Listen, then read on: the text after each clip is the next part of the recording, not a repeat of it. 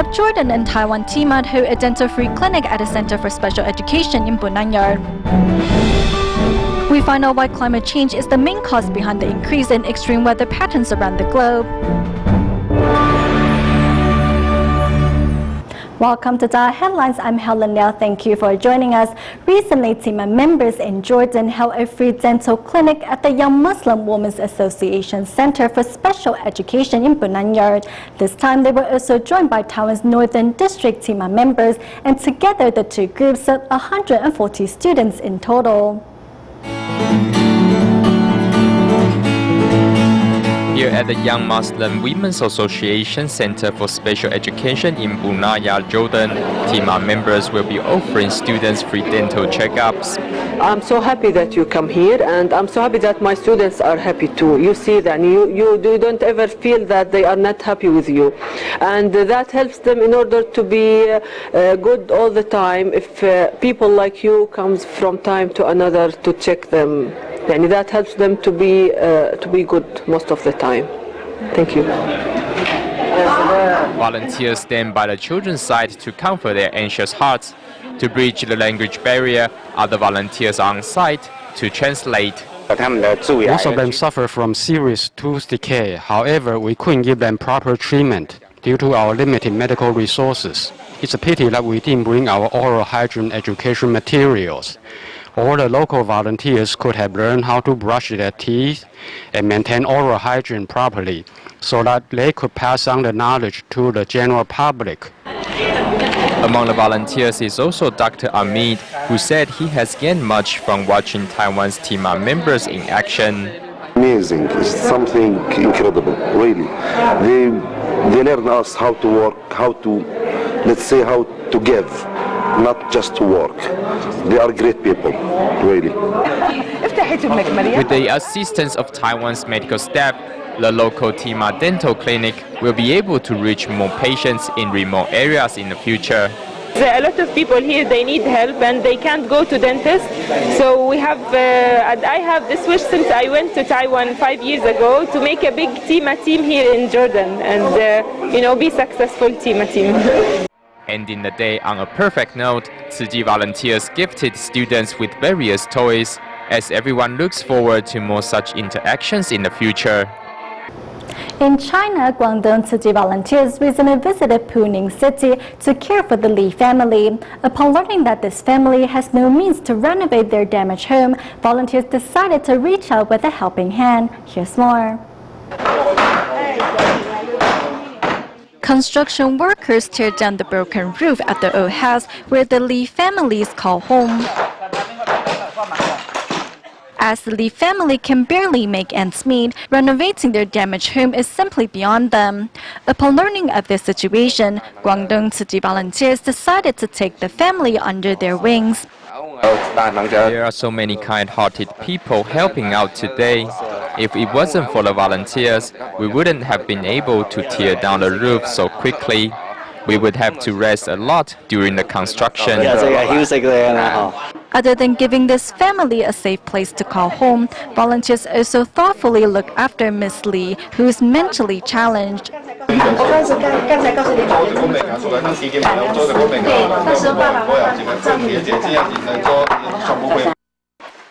Touched by the volunteers' selfless dedication, on the second date of the construction, Miss Lee and her neighbors joined the volunteers in cleaning up.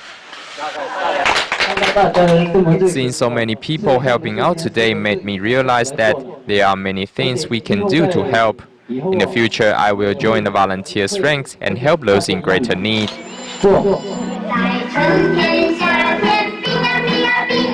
Signing a sign language song together like one big family. Thanks to love and support of the Tzu Chi volunteers and their neighbors, the Li family is ready to begin a new chapter in their lives. 2014 has just begun, but irregular weather patterns have already caused disasters in various parts of the world, and as the abnormal weather conditions continue to worsen over time, people all over the world will soon start to view these extreme weather patterns as normal. However, what is the cause behind the increase in these extreme weather patterns? Let's find out more in our next report. A series of storms led to the overflowing of the Thames River, causing the worst flooding in London in decades. Even the Prince lent a hand in the flood efforts. We've already identified climate change as one of the strategic threats that we have to deal with. We have a threats and resilience subcommittee of the National Security Committee that looks at these things. Nor should we allow any room for those who think that the costs associated with doing the right thing outweigh the benefits. There are people who say, oh, it's too expensive, we can't do this.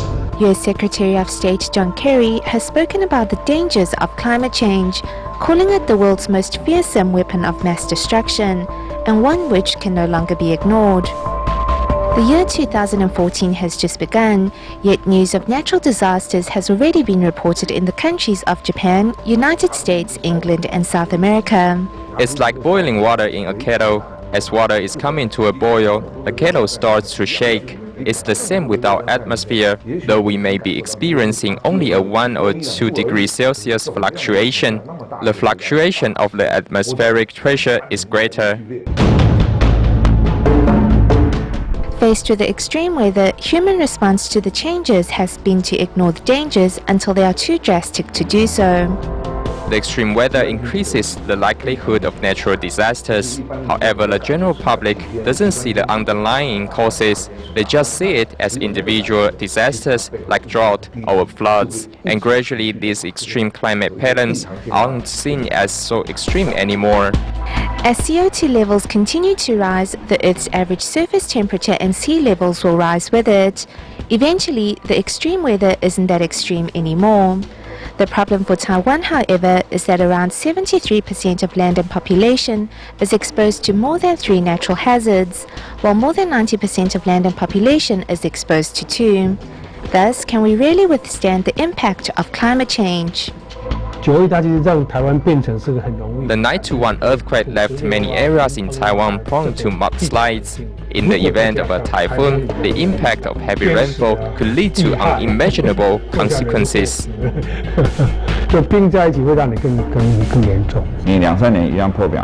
Every 2 to 3 years, we've experienced precipitation that was off the charts, meaning that eventually our flood prevention programs won't be able to keep up with the frequency of natural disasters in the future. Not only is this a situation in which man finds himself helpless, moreover, there is no remedy for it. Global warming is like HIV/AIDS. It slowly works its way into the atmosphere, and there's no cure for it. We can only work to reduce our carbon footprint or use alternative sources of energy, including finding ways that will help us strengthen our resilience to disasters. While success is far from assured, if we don't take action now, the situation could be irreversible, and the world as we know it will change, and it will change dramatically for the worse. Next, in a feature reports on town's ecological wonders, we explore the cypress from the point of view of a carpenter who has worked with the tree his entire life and understand the important role it plays in Taiwan's fragile mountain ecology. This sutra says it very clearly. Good and evil, we should be able to tell the difference. 74-year-old carpenter Huang Canrong carefully looks over his work. The entirety of the Heart Sutra carved into a piece of cypress. His weathered hands lovingly touch the words of the sutra, as if he can still feel the spirit of the tree on which it was carved.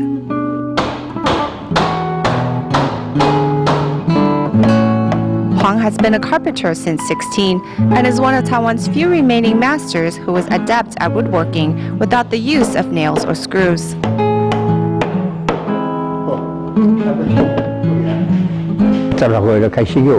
I became an apprentice at 16. This skill comes through experience and practice. It requires dedication. That is very important. Nowadays, there are not many who are interested in studying this art. If you really want to find a master carpenter to learn from, there are not many opportunities. Both the Formosa cypress and the Formosa red cypress are native to Taiwan. Both are known for their fragrance, ability to repel insects, as well as handle pressure and not warp. It is not surprising, therefore, that they have long been a favorite with carpenters. Why is the cypress so sought after? One is because the tree is very suitable for making furniture or pillars found in temples. As well, from it, one can refine a fragrant essential oil, and this is another reason why it is so popular. The high demand and therefore high prices that the cypress tree commands has unfortunately been its downfall. In 1912, the Japanese colonial government began the first logging industry in Taiwan at Mount Ali. Thousands of trees were later shipped to Japan, where they were used in the construction of temples and shrines, including the famous Meiji Jingu. Following the departure of the Japanese, however, large-scale logging continued as the nationalist government saw the tree as a resource through which they could forward the island's manufacturing and industry.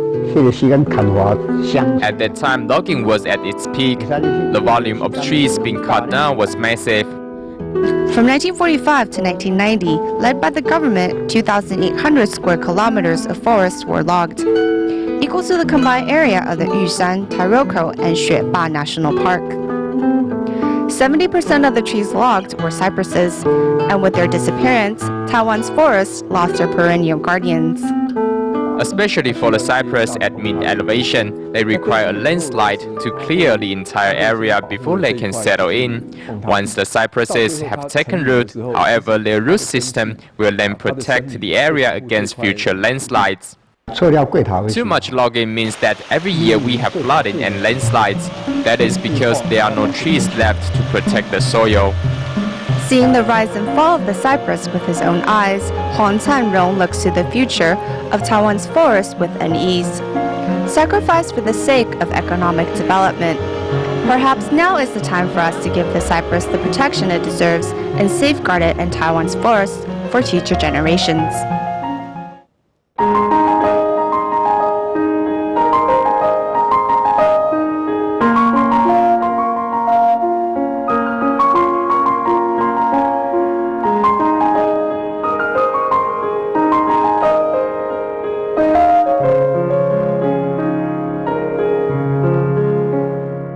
Here in Taiwan, at noon on March 3rd, a suspected gas leak triggered an explosion in a residential home in Taichung City, damaging some 10 houses. 10 people who were nearby also sustained injuries in the blast. A woman is being lifted onto a stretcher before being transported to the hospital. Her hand is pressed up against her bleeding wound. 9 other people suffered similar injuries from the massive explosion. 8 people have been hospitalized, while 2 sustained minor injuries. The street was left covered in broken glass from the damaged buildings, and the explosion sent furniture flying into the streets. This brick wall also collapsed onto a passing neighbor. When they lifted the brick wall, I saw that it was my father-in-law. His head was bleeding. The gas explosion occurred at noon on March 3rd. A loud bang was heard coming from the solitary senior Chen's home. The explosion affected some 10 houses in the vicinity, and it was believed that the explosion was triggered by a gas leak. When natural gas builds up in an enclosed area, it becomes extremely volatile. A tiny spark is enough to trigger an explosion. Fortunately, no fire broke out, otherwise the consequences would be unimaginable. However, 10 residents who were nearby at the time sustained injuries from the blast. Tzu Chi Volunteer Neighborhood Head Wang Xiuhui was the first to call the police and ambulance and remained at the scene of the explosion to tend to the residents' needs. I have contacted the family members of those who are in critical condition, and I have their valuables in my possession for safekeeping. Once they're transferred to the wards, we will make plans for follow-up care. A gas leak can be extremely dangerous. Even if it's not a serious leak, gas can build up over time, and the flip of a switch can set off an explosion. Hence, members of the public are reminded to be extra cautious when using natural gas. In our next report, we meet former Tzu Chi College of Technology student Lai Xiaoyi, who began an initiative in 2008 to watch Master Zheng Yan's wisdom at dawn broadcast each morning and continues to this day. Now it's Tzu Chi Foundation staff. Lai also wakes up early to do morning recitations with the Dharma Masters.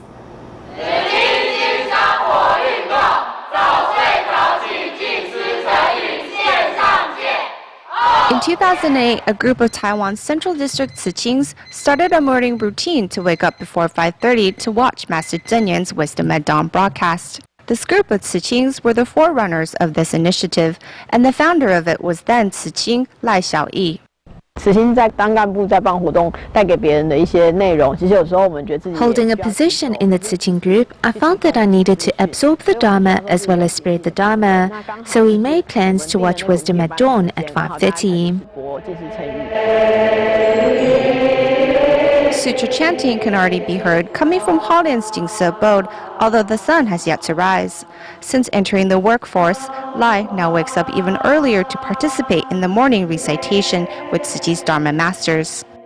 Maybe you are still sleepy and not that focused, but I feel doing a morning recitation is a good time for meditation.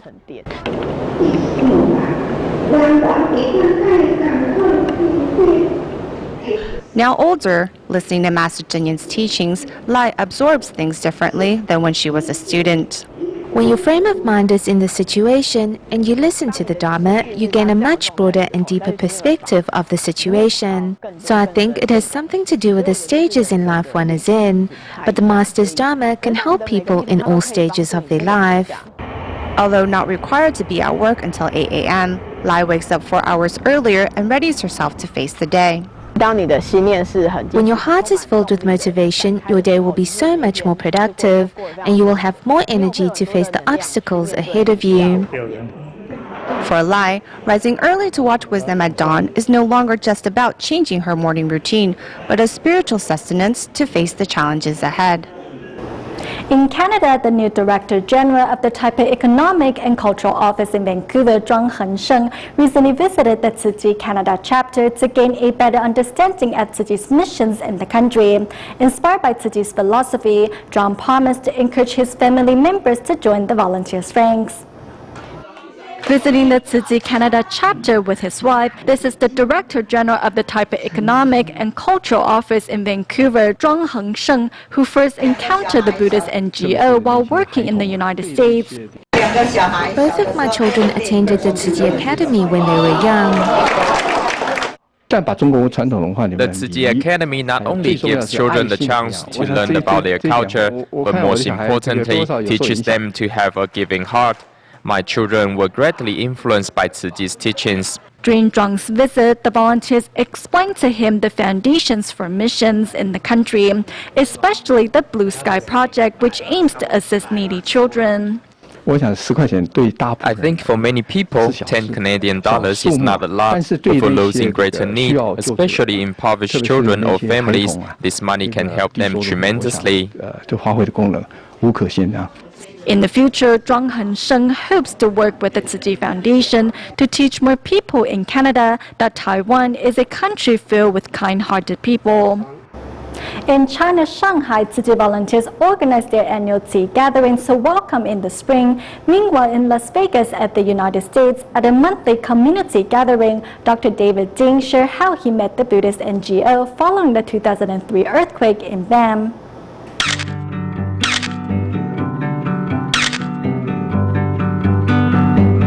These are the photos that changed David Ding's life.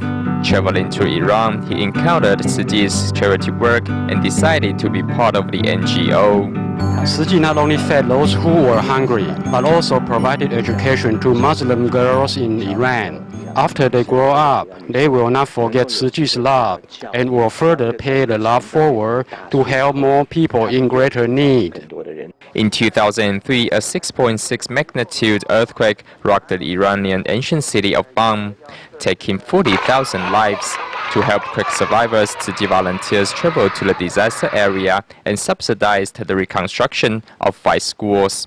Through these photos, participants can experience firsthand the great love that touched Dr. Ding's heart. It's talk about spending time in Iran and to see all the beautiful children sponsored by the Tzu Chi Foundation to set up a school for them. That is a beautiful thing and an incredible achievement that the Tzu Chi Foundation has done all over the world. And I'm very proud to be part of your organization, and I'll continue to support your organization. distribution. Through this monthly gathering, local residents as well as parents and students of the Las Vegas Tzu Chi Academy have gained a better understanding of Tzu Chi's charity missions across the globe. In Shanghai's Tzu Chi Changfeng office, a drum performance kicks off today's tea gathering. Later, a show skit is put in place to promote Tzu Chi's Bamboo Coin Bank campaign to motivate participants to join the cause.